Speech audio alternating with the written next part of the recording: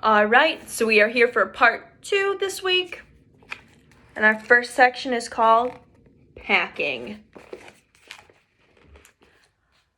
Mom helped me pack the night before the big trip. We put all the clothes I was taking in a bag on my bed, and she folded everything neatly and put it inside the bag while I watched. It was a plain blue rolling duffel. By the way, no logos or artwork. What if I can't sleep at night? I asked.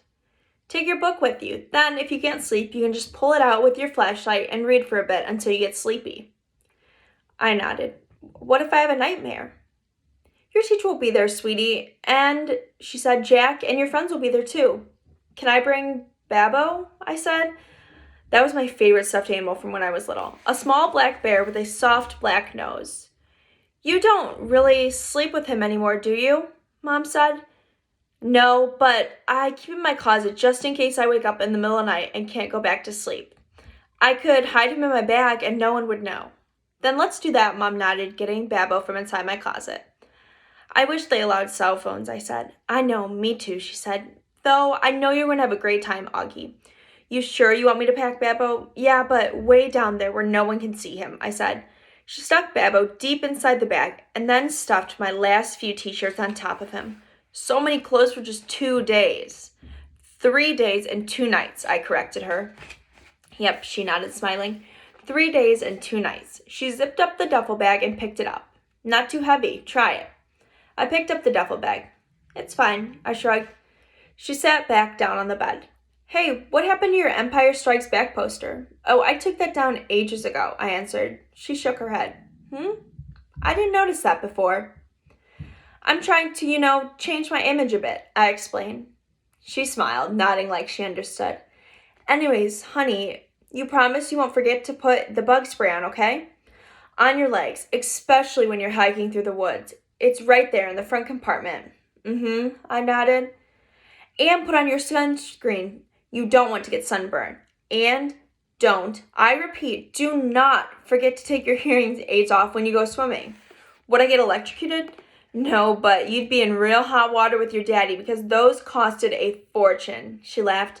I put your rain poncho in the front compartment too. Same thing goes for if it rains, Augie. Make sure you put your hood on with those hearing aids. Aye, aye, sir, I said, saluting. She smiled and pulled me over. I can't believe how much you've grown up this year, Augie, she said softly, putting her hands on the sides of my face. Do I look taller?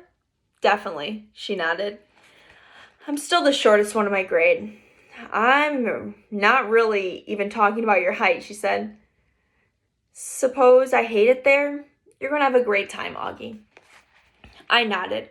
She got up and gave me a quick kiss on the forehead. Okay, so I say we get to bed now. It's 9 o'clock, Mom. You leave the bus tomorrow at 6 a.m.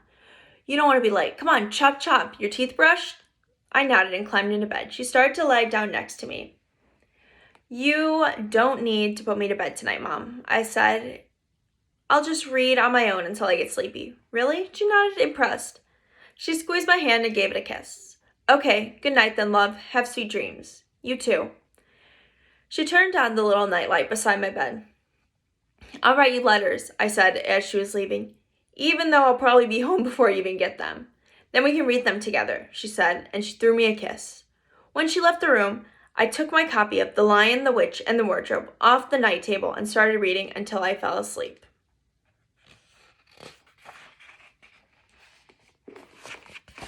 Daybreak. The next day, I woke up really early. It was still dark inside my room and even darker outside, though I knew it would be morning soon. I turned over on my side, but I didn't feel at all sleepy. That's when I saw Daisy sitting near my bed. I knew it wasn't Daisy, but for a second I saw a shadow that looked just like her. I didn't think it was a dream then, but now looking back, I knew it must have been. It didn't even make me sad to hear her at all. It just filled me up with nice feelings inside. She was gone after a second, and I could see her again in the darkness. The room slowly started lightening. I reached for my hearing aid and put it on. And now the world was really awake. I could hear the garbage trucks clunking, clunking, clunking down the street and the birds in our backyard. And down the hall, I heard Mom's alarm beeping. Daisy's ghost made me feel super strong inside. She had just passed away, but I know she's with me wherever I am. She will be there. I got up out of the bed and went to my desk and wrote a little note to my mom. Then I went to the living room where my bag was packed by the door. I opened it up and fished inside until I found what I was looking for. I took Babbo to my mom and laid him on the bed and taped a little note to my mom's chest, and then I covered him up with a blanket so Mom would find him later. The note read, "Dear Mom, I won't need Babbo, but if you miss me, you can cuddle with him. XO, Augie." Day 1. The bus ride went really fast. I sat by the window, and Jack was next to me in the aisle seat. Summer and Maya were in front of us. Everyone was in a good mood, kind of loud, laughing a lot. I noticed right away that Julian wasn't on our bus, even though Henry and Miles were. I figured he must be on the other bus, but then I overheard Miles tell Amos that Julian ditched the grade trip because he thought the whole nature retreat thing was, quote, unquote, dorky. I got totally pumped because dealing with Julian for 3 days in a row and 2 nights was a major reason. I was a little nervous about the whole trip. So now, without him there, I could really relax and not worry about anything. We got to the nature reserve around noon. The first thing we did was put our stuff down in the cabins. There were 3 bunk beds in every room. So me, Jack, did rock, paper, scissors for the top bunk, and I won. Woohoo! And the other guys in the room were Reed and Tristan and Pablo and Nino. After we had lunch in the main cabin, we all went on a 2-hour guided nature hike through the woods. But these were not woods like the kinds they have in Central Park. These were real woods with giant trees that almost blocked out the sunlight, tangles and tangles of leaves and fallen tree trunks, howls and chirps and really loud bird calls. There was a slight fog too, like a pale blue smoke all around us. So cool. The nature guide pointed out everything to us. The different types of trees we were passing, the insects inside, the dead logs on the trail, the signs of deer and bears in the woods, what types of birds were whistling, and where to look for them. I realized that my hearing aids actually made me hear better than most people because I was usually the first person to hear the bird call. It started to rain as we headed back to camp. I pulled on my rain poncho and pulled the hood up so my hearing aids wouldn't get wet, but my jeans and shoes were soaked by the time we reached our cabins. Everyone was soaked. It was fun though. We had a wet sock fight in the cabin. Since it rained for the rest of the day, we spent most of the afternoon goofing off in the rec room. They had a ping pong table and an old-style arcade game, like Pac-Man and Missile Commander, that we played until dinner time. Luckily, then it had stopped raining, so we got to have a real campfire cookout. The log benches around the campfire were still a little damp, but we threw our jackets over them and hung them out by the fire, toasting s'mores and eating the best roasted hot dogs I'd ever had tasted. My mom was right about the mosquitoes. There were tons of them, but luckily I'd spritzed myself before I left the cabin, and I wasn't eaten alive like some of the other kids were. I loved hanging out by the campfire after dark. I loved the way bits of fire dust would float up and disappear into the night air, and how the fire lit up people's faces. I loved the sound the fire made too, and how the woods were dark so you couldn't see anything around you, and you'd look up and see billions of stars in the night sky. The sky doesn't look like that up north in River Heights. I've seen it look like that in Montauk though, like someone had sprinkled salt with shiny bits of bright dust.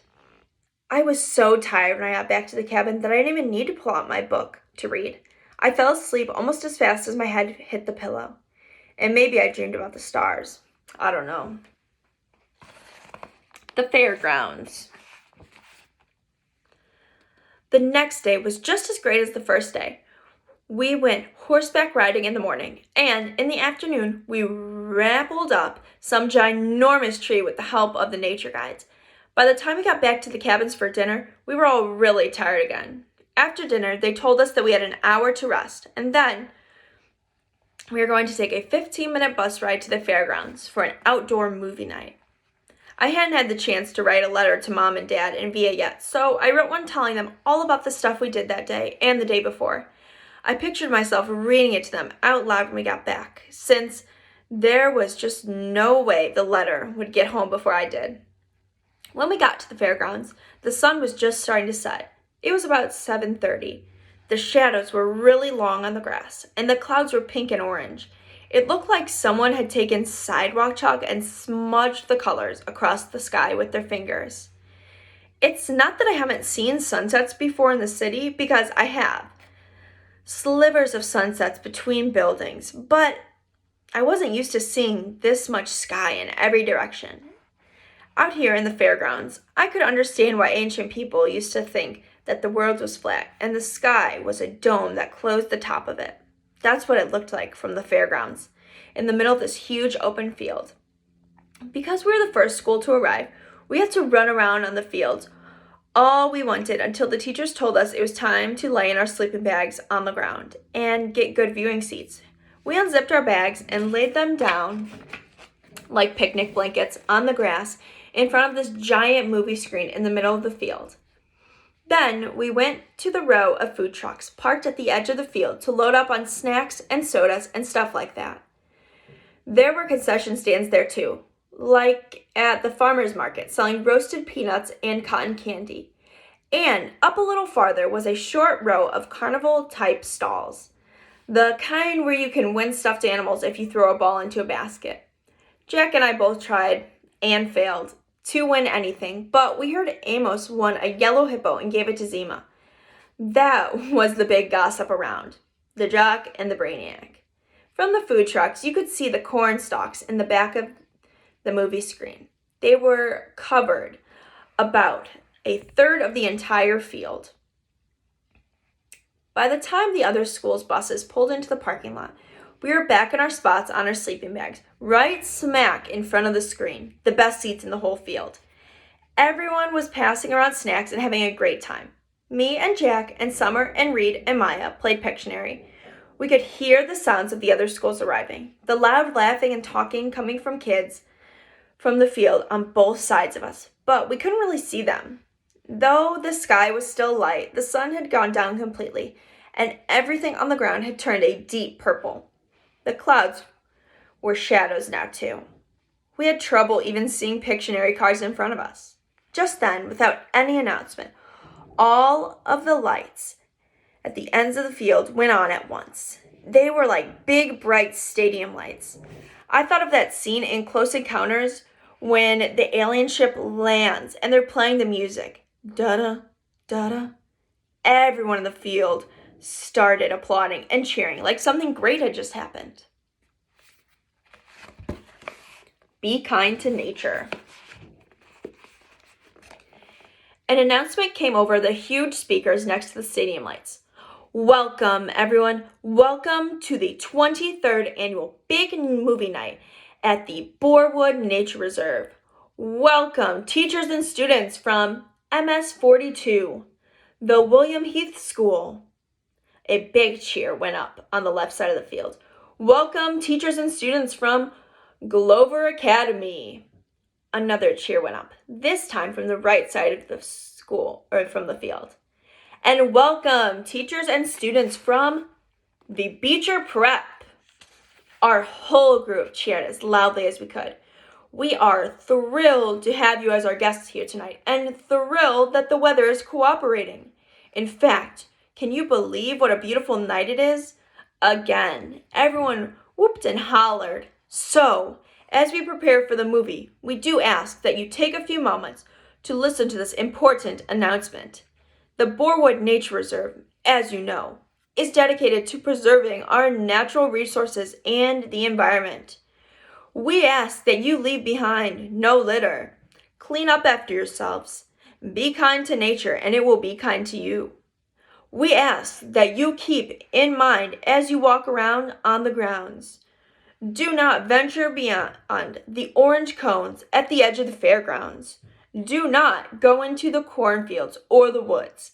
Please keep from roaming at a minimum. Even if you don't feel like watching the movie, your fellow students may feel otherwise. So please, be courteous. No talking, no playing music, no running around.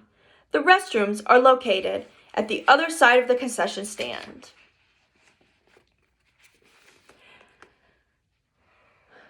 Teachers, there will usually be at least one lost party on the big movie night at Borewood. Don't let it happen to you. Tonight's movie presentation will be The Sound of Music.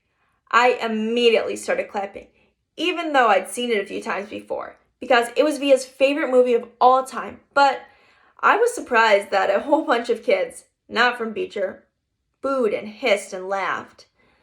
Someone from the right side of the field even threw a soda can at the screen, which surprised Mr. Tushman. I saw him stand up and look in that direction, though I knew he couldn't see anything in the dark. The movie started playing right away. The stadium lights dimmed. Maria, the nun, was standing at the top of the mountain, twirling around and around. It had gotten chilly all of a sudden, so I put my yellow Montauk hoodie and adjusted the volume on my hearing aid and leaned against my backpack and started watching. The hills are alive. The woods are alive. Somewhere around the boring part where the guy named Ruff and the oldest daughter are singing, "You are 16 going on 17. Jack nudged me. "Dude, I've got to pee," he said. We both got up and kind of hopscotched over the kids who were sitting and laying down in their sleeping bags. Summer waved as we passed, and I waved back.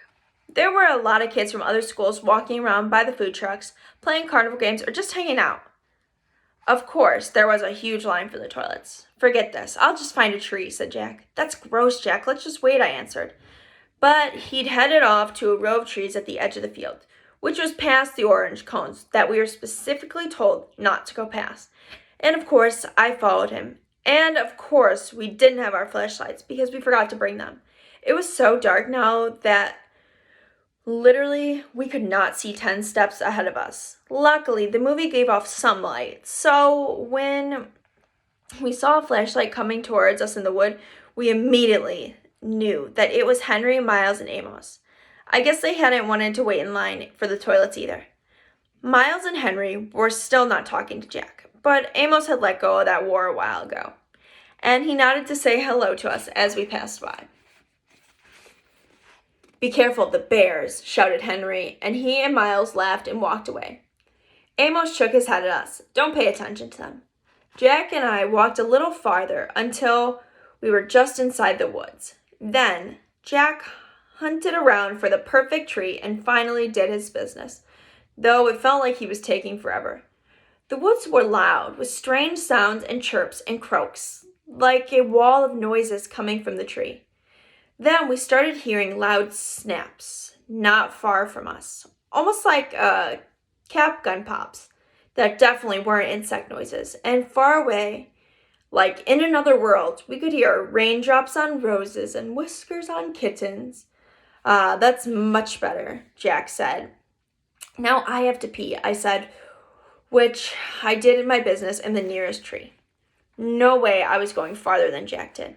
"Did you smell that? Like firecrackers," he said, coming over to me. "Oh yeah, that's what it is," I answered. "Weird. Let's go." Aliens. We headed back the way we came, in the direction of the giant screen. That's when we walked straight into a group of kids we didn't know. They'd just come up out of the woods doing stuff. I'm not sure they didn't want their teacher to know about what they were doing. I could smell the smoke now. The smell of both firecrackers and cigarettes. They pointed flashlights at us. There were 6 of them, 4 boys and 2 girls. They looked like they were in 7th grade. "What school are you from?" one of the boys called out to us. "Beecher Prep," Jack stated to answer, when all of a sudden one of the girls started screaming. "Oh my God!" she shrieked, holding her hands over her eyes like she was crying. I figured maybe a huge bug had just flown over her face or something. No way, one of the boys cried out, and he started flicking his hands in the air like he had just touched something hot. And then he covered his mouth. No freaking way, man. No way. All of them started half laughing and half covering their eyes, pushing each other out and cursing loudly. What is it? Said the kid who pointed the flashlight at us, and it was only then that I realized the flashlight was pointed right at my face, and what they were talking about and screaming about was me. Let's get out of here, Jack said quietly, and he pulled me by my sweatshirt sleeve, and we started walking away from them. Wait, yelled the guy with the flashlight, cutting us off. He pointed the flashlight right at my face again, and now he was only about 5 feet away. Oh man, he said, shaking his head with his mouth wide open. What happened to your face? Stop it, Eddie, said one of the girls. I didn't know we were watching Lord of the Rings tonight, he said. Look, guys, it looks like Gollum. This made his friends hysterical. Again, we tried to walk away from them, and again, the kid named Eddie cut us off. He was at least a head taller than Jack, who was at least a head taller than me, so the guy looked huge. No, man, it's an alien, said one of the other kids. No, it's an orc, laughed Eddie, pointing the flashlight at my face again. This time he was right in front of us. Leave him alone, okay? Said Jack, pushing his hand and holding the flashlight away. Make me, answered Eddie, pointing the flashlight in Jack's face now. What's your problem, dude? Your boyfriend's my problem. Jack, let's go, I said, pulling him by the arm. Oh, man, it talks, Eddie screamed, shining the flashlight in my face again. And then one of the other guys threw a firecracker at our feet. Jack tried to push past Eddie, but Eddie shoved his hands into Jack's shoulders and pushed him hard, which made Jack fall backwards. Eddie, screamed one of the girls. Look, I said, stepping in front of Jack and holding my hands up in the air like a traffic cone. We're a lot smaller than you guys. Are you talking to me, Freddy Krueger? I don't think you want to mess with me, you ugly freak, said Eddie. And this was the point where I knew I should have ran away as fast as I could. But Jack was still on the ground, and I wasn't about to leave him. Yo, dude, said a new voice behind us. What's up, man? Eddie spun around and pointed the flashlight towards the voice for a second. I couldn't believe who it was. Leave him alone, dude, said Amos, Miles, and Henry right behind them. Says who? Said one of the guys with Eddie. Just leave them alone, dude, Amos repeated calmly. Are you a freak too? Said Eddie. They are all a bunch of freaks, one of his friends shouted. Amos didn't answer, but looked at us. Come on, guys, let's go. Mr. Tushman's waiting for us. I knew that was a lie, but I helped Jack get up, and we started walking over to Amos. Then, out of the blue, that Eddie guy grabbed my hood as I passed him, yanking it really hard, and pulled me backwards, and I fell on my back. It was a really hard fall, and I hurt my elbow pretty bad on a rock. I couldn't really see what happened after, except Amos rammed into Eddie like a monster truck, and they both fell down on the ground next to me.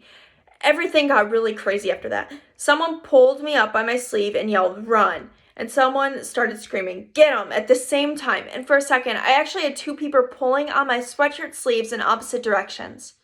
I heard them both cursing until my sweatshirt ripped, and the first guy yanked me by my arm and started pulling me as we ran, which I did as fast as I could. I could hear footsteps just behind us, chasing us, voices shouting and girls screaming. But it was so dark, I didn't know whose voices they were, only that everything felt like it was underwater. We were running like crazy, and it was pitch black. I started to slow down, and the guys pulling my arm would yell, "Don't stop!" Voices in the dark. Finally, after what seemed like forever of running, someone yelled, "I think we lost him." "Amos?" "I'm right here," said Amos's voice a few feet behind us. "We can't stop," Miles yelled from farther away. "Jack?" I yelled. "Whoa," said Jack. "I'm here. I can't see a thing." "Are you sure we lost them?" Henry asked, letting go of my arm. That's when I realized that he'd been the one who was pulling my arm when we ran. "Yeah, shh, listen." We all got super quiet, listening for footsteps in the dark. All we could hear were crickets and frogs and our own crazy panting. We were out of breath, stomachs hurting, bodies bent over our knees. We lost him, said Henry. That was intense. What happened to the flashlight? I dropped it. How did you know those guys? Said Jack. We saw them before. They looked like jerks. You just rammed into him, I said to Amos. I know, right? Amos laughed. I didn't even see it coming, said Miles. He was like, are you a freak too? And I was like, bam. Bam, said Amos, throwing a fake punch in the air. But after I tackled him, I was like, run, Amos. He is 10 feet bigger than you. And I got up and I started running as fast as I could. We all started laughing. I grabbed Augie and I was like, run, said Henry. I didn't even know it was you pulling me, I answered. That was wild, said Amos, shaking his head. Totally wild. Your lip's bleeding, dude. I got a couple of good punches, answered Amos, wiping his lip. I think they were 7th graders. They were huge. Losers, Henry shouted. But no one heard him. We listened for a second to make sure no one had heard him for sure. Where the heck are we? Said Amos. I can't even see the screen anymore. I think we're in the cornfield, answered Henry. Duh, we're in the cornfield, said Miles, pushing a cornstalk to Henry. Okay, I know exactly where we are, said Amos. We have to go back in that direction. That'll take us to the other side of the field. Yo, dudes, said Jack, hands high in the air. That was really cool of you guys to come back for us. Really cool. Thank you. No problem, answered Amos, high-fiving Jack. And then Miles and Henry high-fived him too. Yeah, dude, thanks, I said, holding on to the palm like Jack had just done. Though I wasn't sure if they wanted to high-five me too. Amos looked at me and nodded. It was cool how you stood your ground, little dude. He high-fived me again. Yeah, Augie, said Miles, high-fiving me. You were like, we're littler than you guys. I didn't know what else to say, I laughed. Very cool, said Henry, and he high-fived me too. Sorry I ripped your sweatshirt. I looked down, and my sweatshirt was completely torn down the middle. One sleeve was ripped off, and the other was stretched out, hanging down to my knee. Hey, your elbow's bleeding, said Jack. Yeah, I shrugged. It started to hurt a lot. You okay? Said Jack, seeing my face. I nodded. Suddenly I felt like crying, and I was trying really hard not to. Wait, your hearing aid's gone. What? I yelled, touching my ear. The hearing aid band was definitely gone. That's why I felt like I was under water. Oh no, I said. That's when I couldn't hold it anymore. Everything that had just happened, it kind of just hit me and I couldn't help it. I started to cry, like a big cry, what Mom would call the waterworks. It was so embarrassing, and I hid my face in my arms, but I couldn't help the tears from coming. The guys were really nice to me, though. They patted me on the back. You're okay, little dude. It's okay. You're the brave one, little dude. You know that? Said Amos, putting his arms around my shoulder. And when I kept crying, he put both his arms around me like my dad would have done and let me cry. So I'm going to stop there, but make sure you check out part 3 for this week.